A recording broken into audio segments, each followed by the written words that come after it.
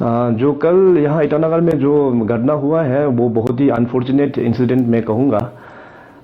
मुझे जो पता चला है कि ये पीआरसी को लेके, क्योंकि असेंबली में ये सब्जेक्ट को लेके चर्चा होने वाला है, तो लोग ने काफ़ी इसमें law and order problem create करके रखा था। तो मैंने तुरंत रात को ही सोशल मीडिया के थ्रू से मैंने बोल दिया था कि इस मैटर को हम लोग असेंबली में लेके नहीं जाएंगे। पीआरसी मैटर जो है बहुत ही पुराना एक मैटर है, और इस मैटर को सेटल करने के लिए जितने भी जो पुराना गवर्नमेंट है उन्होंने भी ट्राई तो काफ़ी किया है। पहला कमेटी जब बना तो इसमें फॉर्मर चीफ मिनिस्टर और farmer MP late Jarbom Gamlin का अंतर्गत में एक कमेटी बनाया। इसके बाद जो सेकंड जो जॉइंट हाई पावर कमेटी जो गठन हुआ है वो फॉर्मर एमपी और फॉर्मर मिनिस्टर तकम संजय जी, जो अभी कांग्रेस का प्रेसिडेंट है, उसके अंतर्गत में एक जॉइंट हाई पावर कमेटी गठन हुआ है। तो उस हाई पावर कमेटी का रिकमेंडेशन जो है 2017 में सरकार में सबमिट हुआ है, और उस तकम संजय कमेटी का जो रिपोर्ट है उसमें क्लियर कट मेंशन है कि पीआरसी लोगों को देना चाहिए। मगर उस रिपोर्ट में एक ये डिफेक्ट था कि बाकी जितने भी जो मेंबर्स था उसका सिग्नेचर था नहीं वहाँ पे, केवल मिस्टर तकम संजय का ही सिग्नेचर वहाँ पे था। तो 2017 में तो सरकार ने, हम लोग ने कहा है कि इस रिपोर्ट में हम लोग रिलाई कर नहीं पाएगा, क्योंकि इसमें बाकी मेंबर्स का सिग्नेचर नहीं था, केवल सिर्फ तकम संजय जी का ही सिग्नेचर था। तो उस रिपोर्ट को हम लोग नहीं मानते हुए दोबारा फिर हम लोग ने एक जॉइंट हाई पावर कमेटी गठन किया है under the chairmanship of minister environment and forest Shri Nabam Rebia ji.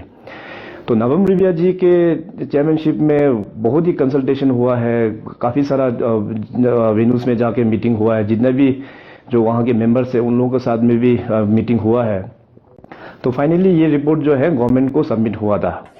तो हमारा इंटेंशन ये था कि गवर्नमेंट में जब सबमिट होने के बाद, जब कैबिनेट में आने के बाद, इसको फर्दर फिर लोगों तक बताने के लिए असेंबली में लेके जाएगा। असेंबली में लेके शॉर्ट आवर ड्यूरेशन बोल के एक तो वहाँ पे प्राविधान है, उसका जरिए से चर्चा होगा, ताकि असेंबली जो है उसमें सारा ये लोगों का रिप्रेजेंटेटिव्स लोग वहाँ पे आते हैं सदन में, तो वहाँ में चर्चा होंगे, हर एक एमएलए का व्यूज़ वहाँ पे लिया जाएगा, लोगों का विचार क्या है लोगों का प्रति।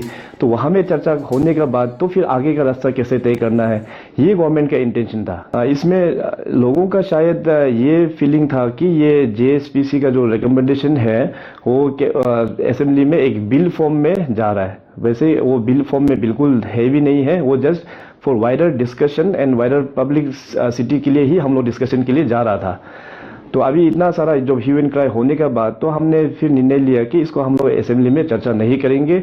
अगर ज़रूरत पड़ने से अभी आने वाला दिनों में government is always ready to have discussions, to have wider discussions with all stakeholders in near future.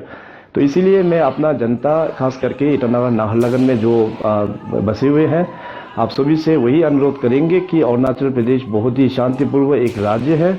हम लोगों को अनेकता में एकता हम लोगों को हमेशा बरकरार रखना है। पीआरसी मैटर को मैंने जैसे कहा कि मैं और भी हम उसको मैं दोबारा कहना चाहूँगा कि इसमें वाइडर कंसल्टेशन हम लोग फिर दोबारा करेंगे। तो जो लॉ एंड ऑर्डर जो प्रॉब्लम चल रहा है, मैं आप सभी से रिक्वेस्ट करूँगा कि इसमें भाग नहीं लेने के लिए। अभी यहाँ पे फोर्सेस, कल थोड़ा फोर्सेस भी कम था, अभी आज आर्मी ने भी टेक ओवर कर लिया है। तो मैं आप सभी से वही रिक्वेस्ट करूंगा कि आप लोग अपने अपने घर पे ही बैठे और घर से बाहर रात को आप लोग नहीं निकलने के लिए।